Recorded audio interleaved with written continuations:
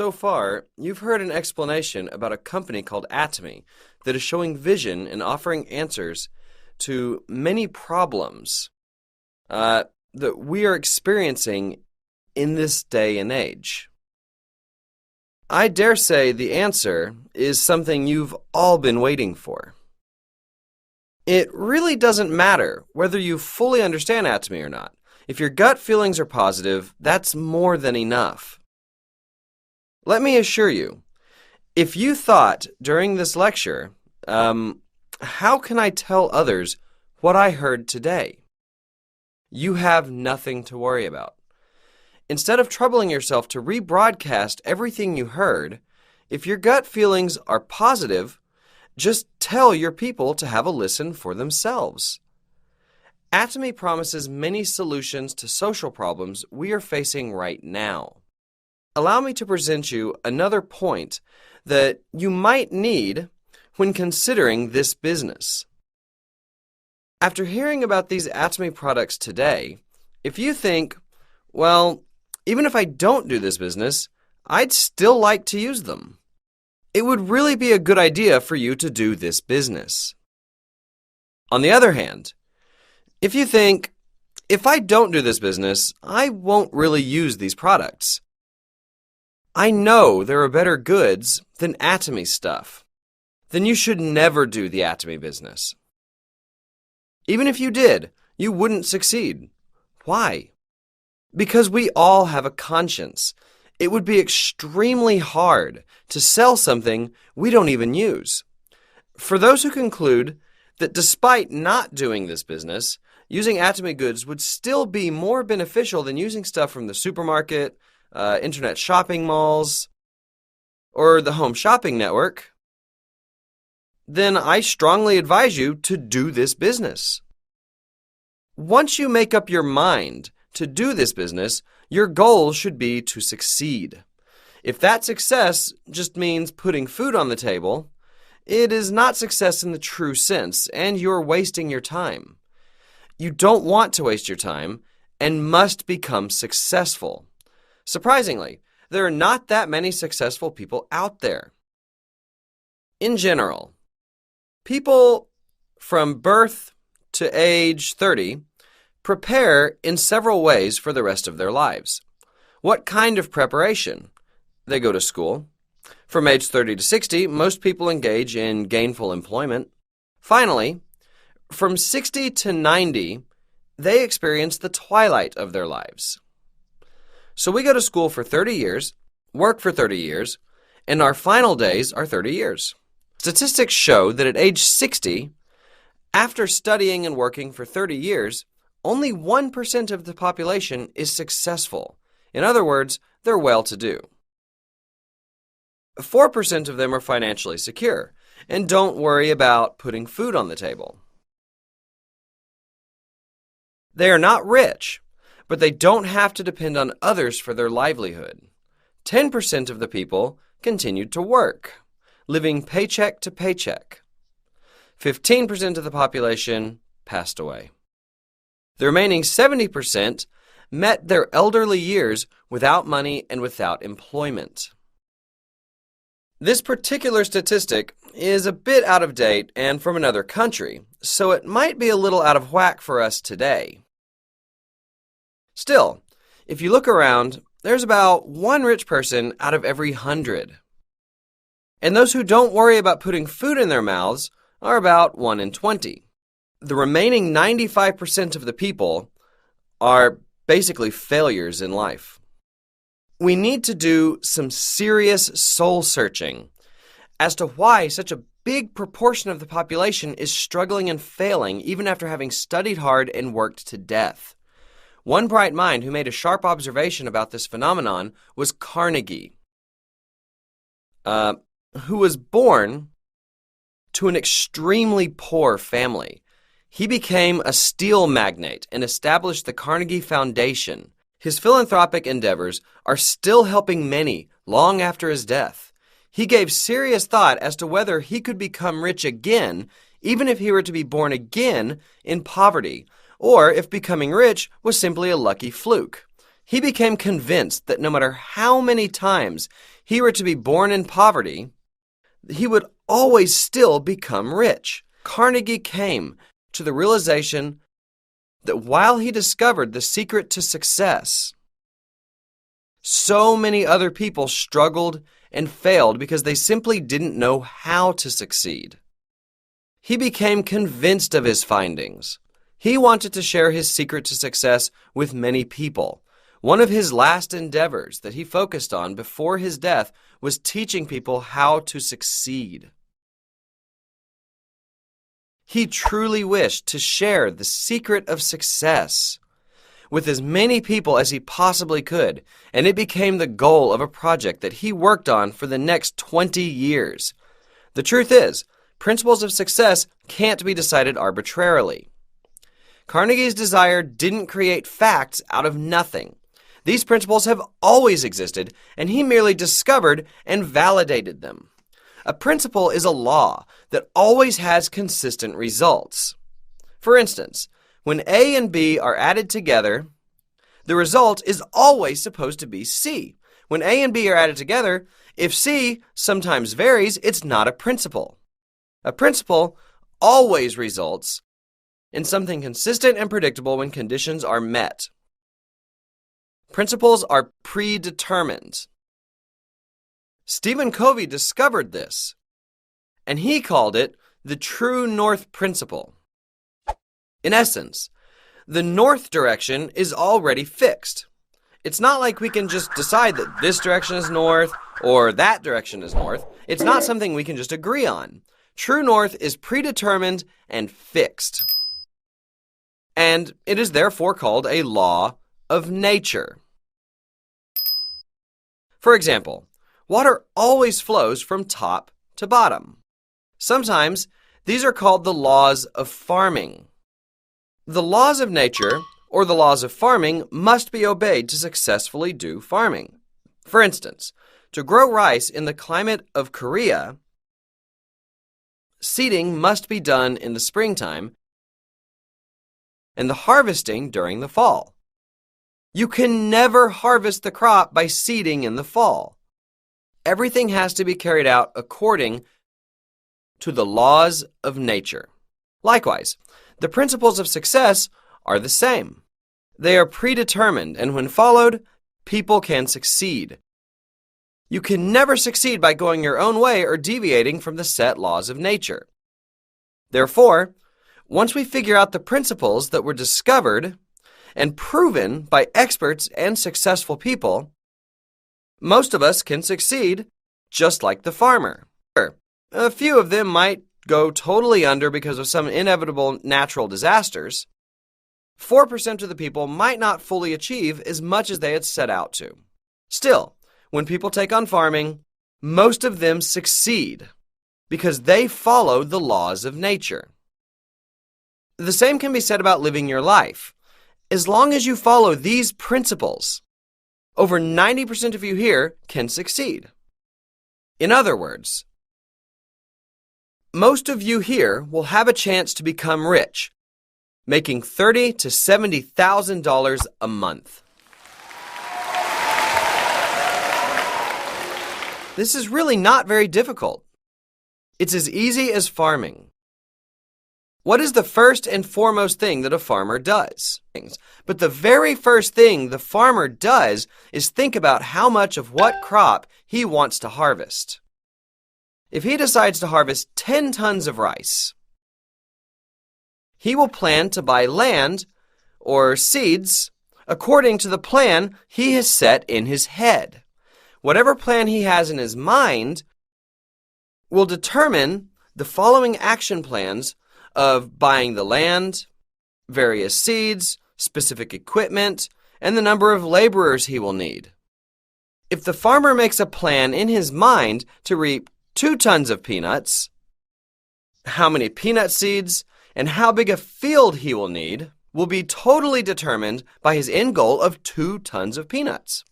This is why I want you to consider in the plan for farming in your life what your fall harvest should look like. Likewise, what should your life look like in 3 to 5 years from now? must be determined in your thoughts right now. Only when the 10 tons of rice enters the farmer's head before it enters the silo in the fall, will the result of the whole year's farming finally be loaded into the silo. This is precisely why I am stressing that you must have clear images of yourself and the direction your life is going in 3, 5, and 10 years, and even at your deathbed. However, it is kind of complicated. Why is it complicated? Humans are complicated creatures. Let me show you what we are made up of. Humans have a body.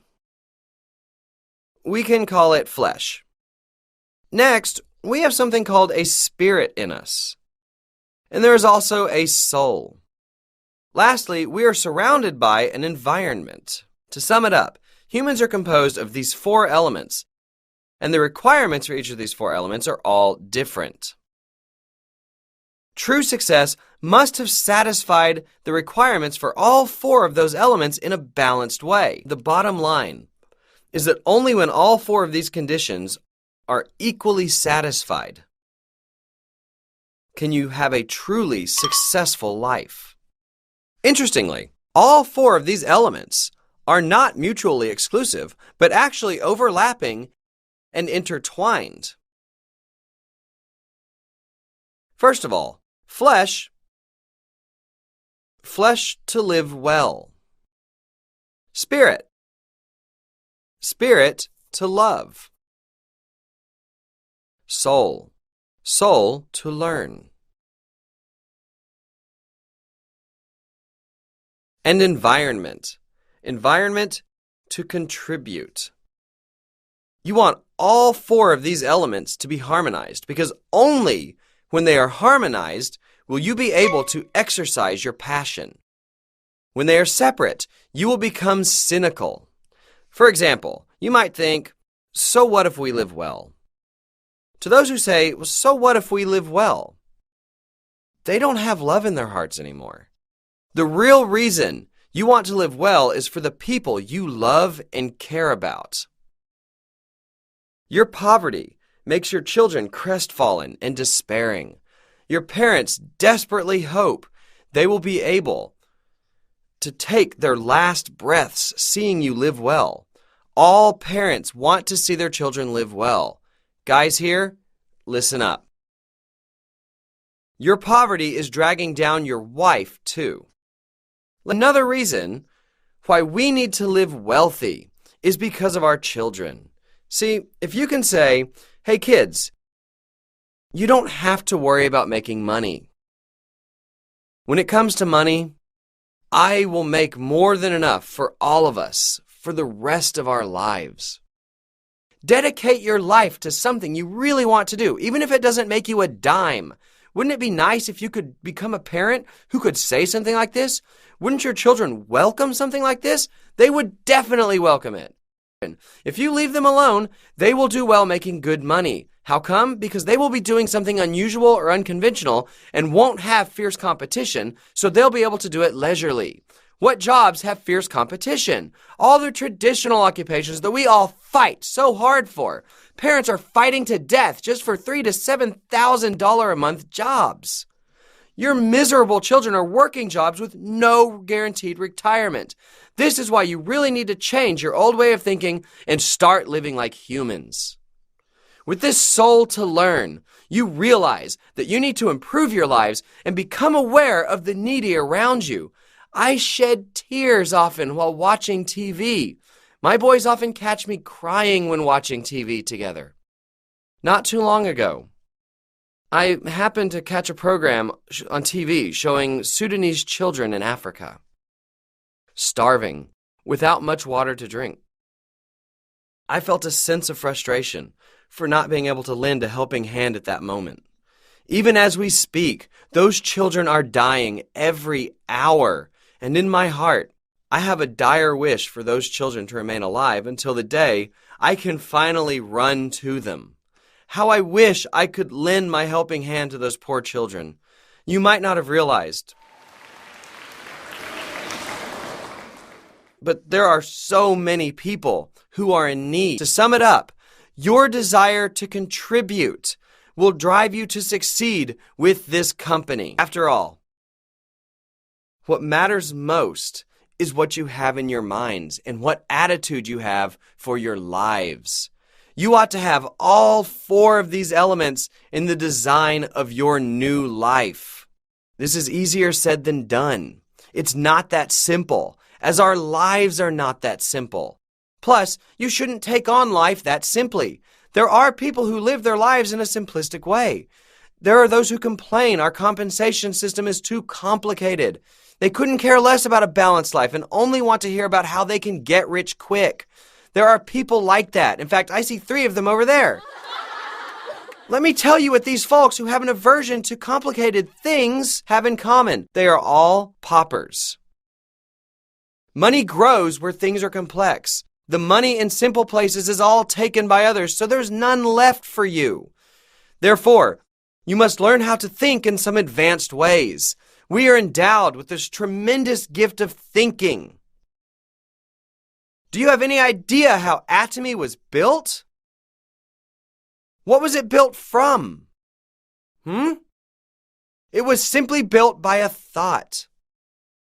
17 people got together after riding in a beat-up old minivan and were told that this company would become a world-class company. They were told that they would be making $50,000 a month as a royal master. And further up, there would be crown masters who would receive a Mercedes. I told them I would give them $300,000 in cash.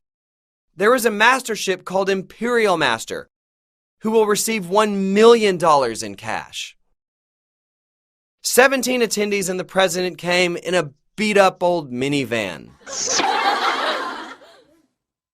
He couldn't afford $10,000 to rent an office, which took him 3 months to open and had only 2 employees. There were a president and a vice president, and he called himself president even with just 2 employees. How come? I knew from the get-go that I was presidential material. I was the president and CEO from the very start. Still clear in my mind, I had this vision of creating a world-class distributing company. And I followed the principle with good heart. There would be no reason I couldn't become big and successful. I had the guts, and indeed I succeeded. Again, I'm telling you to direct a cinema in your head of the life you want to live. You will be given a form or a template. A template called so-and-so's life scenario will be given to you. And you will be writing it tonight. After filling it out, please turn it in tomorrow. Those who wrote one last month should write a new one. Why? Your cinemas change for the better, bit by bit. Things change, so you must write a new one every month. The template looks like this. There's a big circle like this.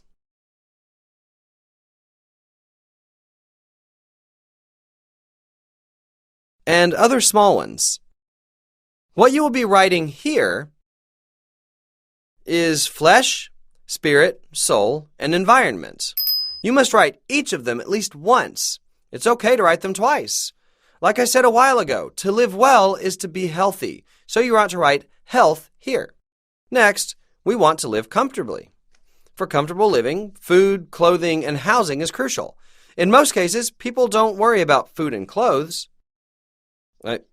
Honestly, people eat too much these days, so food has been taken care of. What about clothing? We all have a lot of things that we never wear. Koreans don't have problems with food and clothes, at least. Most people have an issue with housing, though. To live well really entails living a healthy life and living in a decent house. Next, these days we must have a car. No matter how good your house might be, you can't just travel by bus carrying heavy grocery bags. That's not really living well.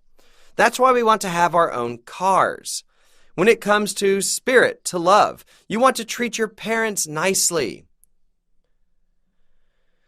and ensure your children's future. About soul to learn, you can write about your kids' education or self-improvement. You should pursue your academic dreams if you have any. Lastly, For environment to contribute, you can write about charity or volunteer work. To live well should provide you with ample cash, too. Cash. Cash. After paying off all your debt, you want to have some cash in the bank at your disposal. Cash you don't have to worry about your husband finding. And you can freely give your parents $100,000 to $200,000. Wouldn't that be so cool? If that amount was $500,000 to $1 million, you would be in a great mood, wouldn't you? Right. It'll be neat to have some cash readily available. What else should be addressed? Right. Travels and hobbies also belong in to live well. To contribute, you want to do charity work and donations. To learn, you want to educate yourself and take care of your children. To love, you want to take care of your parents, cars, housing, and health. Write down these sorts of things here. Of course, everyone has a different scenario. For instance, someone who is happy with their housing situation doesn't need to write anything about the house.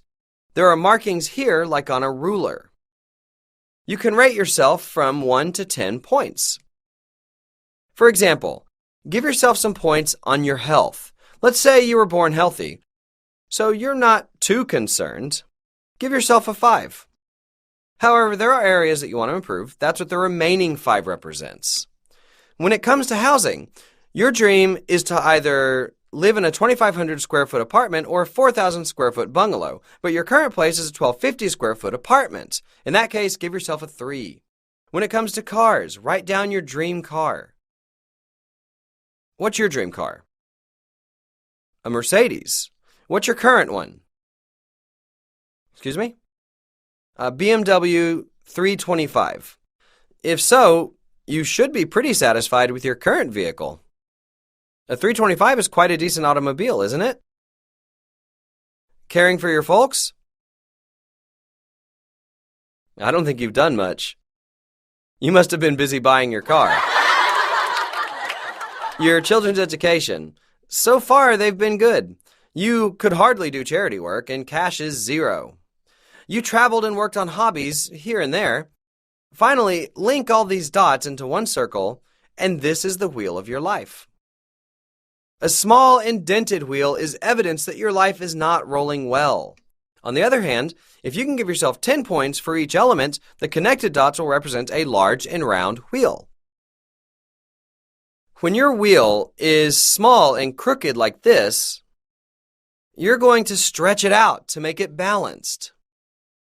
Okay then, if you want to get 10 points in each field, what should you do about your health, your housing, your dream car, parents, children's education, charity work, donation, cash, travel, and leisure? You will be filling out those squares very specifically. For instance, you can't just write a nice house as your dream house or a big house.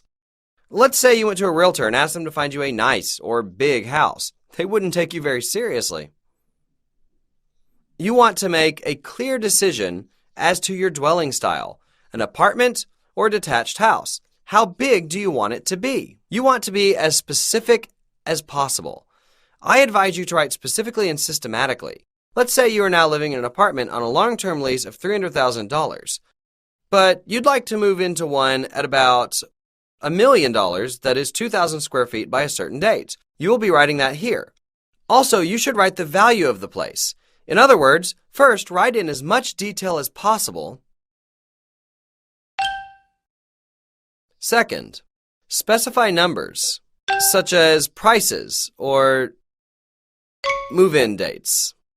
Please at least follow these guidelines. While you're sorting out things like this, you can see what you really want for your house. You may be living in an 1,800 square foot apartment now, but would love to move to one with 5 bedrooms, which means it has to be at least 2,500 square feet. Vehicles are next. I'm currently driving a Hyundai Sonata, but I've always wanted to drive something better. That may be a Mercedes or a BMW. You might think the Mercedes S-Series is too big for you, so you want to downsize it to an SL, an SL 550. Write them all out like this. Some might write a Porsche. By doing so, your car should be running in your head. Next, think about how you can honor your parents. Here's the thing. Please don't consider yourselves good sons and daughters because you gave them a little pocket money, like $300 or $500. That doesn't do the trick. You should actually take care of their entire living expenses. Most senior citizens need about $2,000 to $3,000 a month. You're wrong if you think the elderly don't need money. They've got plenty to spend money on. Regardless, when you are barely making ends meet, supporting your folks is easier said than done. The least you can do is call them and say hi. Anyone can call their folks once a week, can't they? They don't really expect a lot from us. We should be doing what we can now to our fullest and take steps towards our ultimate goals. The same goes for charity work and donations. Those who say later when I am rich don't usually keep their word. When becoming rich, they are busy shopping and are not interested in charity anymore. When people finally get rich, they forget about all those in need. People who are unable to help out those that are worse off than they are will never ever be able to give and share their wealth, even when they do become well-to-do. This is why you need to start thinking from early on how you can help out. In addition, you can become a truly rich person only when you can donate. Why? It means you are content and your life is fulfilled. On the other hand, while raking in money, someone who pinches pennies and doesn't donate is a pauper. Donation is a reflection of you becoming a truly well-to-do person. Again, you should be sorting and writing out your thoughts for how you want to live your life in your head as if directing a movie. While writing this, you should be adding up all these figures. This costs how much, this costs how much, this donation is how much, and so on. Your estimate will go up quite high. Would $3,000 a month do? How about $7,000? Impossible. With that kind of money, you can't have your dream life. This is why the thought of you making $3,000 or $7,000 a month cannot energize you. Some folks even profess their love for ordinary people's lives. To hell with ordinary people's lives. I lived an ordinary person's life for 3 years and it sucked. After going bankrupt, I lived in a monthly rent home for $500 for 3 years. I felt in my bones how challenging it was to live an average life. Disavow yourselves from being an ordinary person. No one was born to suffer in poverty. No one has to wear a badge saying, I am poor. If you make up your mind that you will be rich and that you will be a leader in society, it will happen. How so? All the rich people out there became so because they dreamed about it. They weren't voted for in some election to become rich. If you tell the world that you will make it big, no one will protest against you. Even when I declared that I would be very rich, nobody went on demonstration. Sure, I was called nuts a few times. But no one actively plotted against me. That didn't happen. People left me alone thinking I would just stop soon. The same is true for you folks too. No one's going to try to stop you. So why not make the declaration that you will become rich? Proclaim that you will be making $30,000 to $70,000 every month. Say to your friends, it's your call whether you join me or not. Just don't complain to me later that I didn't invite you. Make a grand declaration from the top of your lungs. You make such a determination, then a declaration, and things will come true. I know there are still some people who stubbornly insist that it's impossible. Let me be honest with you here. When I was poor, and I had this thought of becoming rich, I didn't really have 100% confidence in my heart that I could really make it. I was gravely ill, which prevented me from doing any work at all. Honestly, I thought I had a 1% chance to succeed and a 99% chance to fail. Nevertheless, we must march on. Looking at that 1%, imagine that you are captured in a cave where all you can see is black rocks. You might be able to see the tiny entrance from far away. The puny size of the entrance might be less than 1% compared to the area of the cave. Nevertheless, We can't just give up and say no to ourselves. We must move on, aiming at that tiny remote light far out there. We ought to walk toward that light one step at a time. That's exactly how I felt. Everywhere I looked said no to me. I even told myself, maybe I can't. Nevertheless, you must think that you will. When there's no hope, you must have hope. If you can't bring yourself to have hope, you are hopeless. Like I always say, when there is no hope, the only hope you can have is to have hope. When I was down and out and struggling to death, I said that to myself hundreds of thousands of times. When I was full of doubt and felt I was headed down a dead end, the only hope I had was to have hope. If you can't even afford hope, there's only despair left to be had. However, I couldn't just throw in the towel. Why not? I had my family that I loved dearly. I knew if I gave up, my loving wife would despair. My children would be forced to go through hardship, and my parents would be disappointed to no end. For the sake of my loving family members, I couldn't simply say I give up. I learned that in order to love, you have to live a good life. I married the love of my life after pursuing her for a year.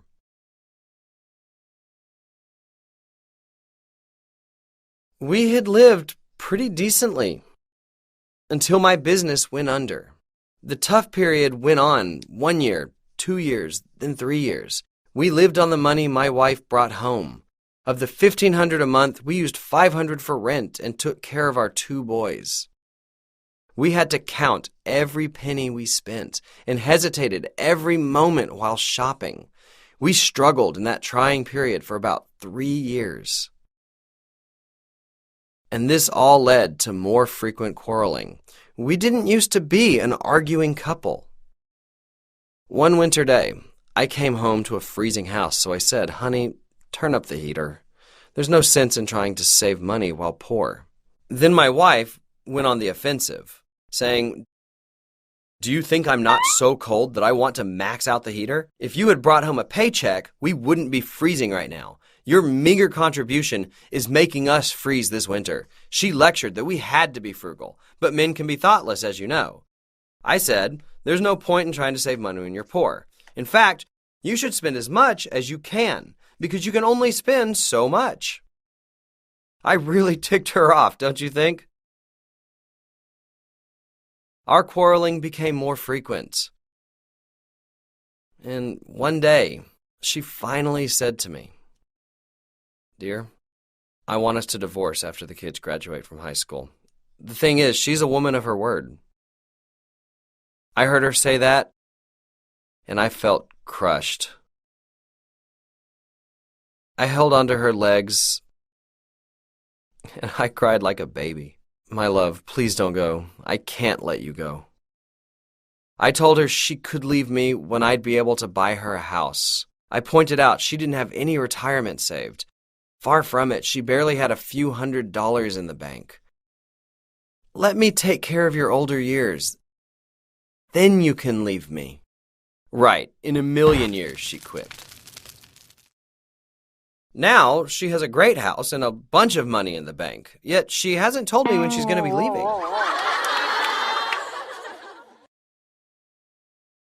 Financial insecurity tests our love.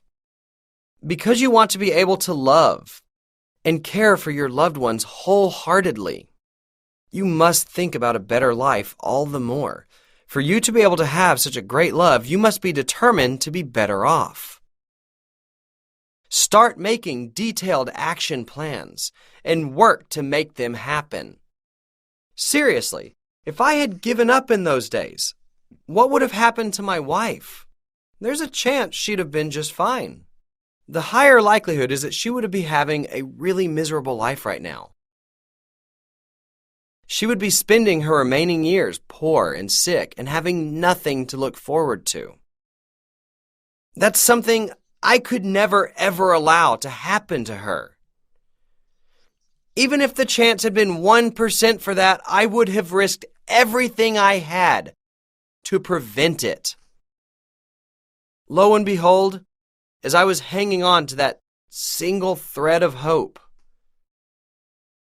and making steady steps toward the light at the end of the tunnel, the light at the end of the cave slowly began to grow. When I finally got out of the cave, the whole world was open and bright for me. Even if you feel trapped in your heart, full of darkness and despair, and even if it's been that way for a while, you are now here at Success Academy. If you felt there is some kind of light, that there might be light waiting for you out there, that you dared to have hope in your life and saw a glimpse of possibility of making your dreams come true, you have to hang on tight to that tiny light as if your life depended on it. Then, at the end, you will see your dreams come true. The truth is that things don't happen with a 100% guarantee. Even if the odds are 100 to 1 against you, you should hang on to that 1% and change it to 2%, 5%, 10%, 50%, and finally 100. All successful people have accomplished it that way. After finally succeeding, you can proudly announce to the world that you have achieved your goal despite all obstacles. Every winner has a miserable past. The more miserable their past was, the brighter their success will shine. The reason you're going through such a miserable time right now is for later, when you finally succeed. Then you can say to the world that even though you were thrown into the most trying adversity out there, you picked yourself up and you made it through. Your challenges and hardship are all for the glorious speech you will be making as a winner. That's how I embraced my hardship. Even when I was driving that beat-up old minivan of mine, I thought to myself that the minivan days were numbered. And I would be talking about this ordeal fondly. Looking back on that minivan I drove in stride, I owned my situation and proclaimed that I would be giving out a Mercedes. In a way, it was a total pipe dream. Those who believed in that pipe dream and followed me were also pipe dream believers. How can you possibly take someone who was driving a minivan seriously? The driver of such a minivan saying that he'll be giving out a Mercedes and a cash prize of $50,000, $300,000, or $1 million? Nonsense. Look, that pipe dream is now coming true. The same can happen in your individual lives. You can say, I failed in everything I tried. I'm not good at anything. I was a loser all my life. How can someone like me make $30,000 or $70,000 a month? That's ridiculous. Those ridiculous fantasies do come true all the time, and you can take my word for it. You must make your dreams come true. What for? Because your success benefits your loved ones. You must make it come true. Believe me, there are so many things you can improve on to achieve the balanced life you've always wanted to live. Again, to make necessary changes for that kind of life, first and foremost, have that picture in your head. You must start thinking of that life in your head. Paint a picture of yourself living in a dream house, driving a dream car, taking care of all the needs of your children, being able to support your folks all you want, doing charity work, donating to people in need, and traveling to dream destinations. Paint a new you, living the life of your dreams in your picture. Write a script for that film. Write such a scenario for your dream lives and roll the camera for that film. What's great about this cinema is that you can change the story, setting, and plot. How so? You are the scenario writer, director, and lead actor. Depending on the movie you'll be writing about, your life will be remade in that mold. Believe it or not, it won't take that long a time. You can estimate 3 to 5 years. As long as you have the iron will to succeed, you can start from scratch, from the ground up, Among those who made it through this, none had a head start. And there's not a single doubt that all of you can do it. Let me quickly show you some examples of what your seniors wrote.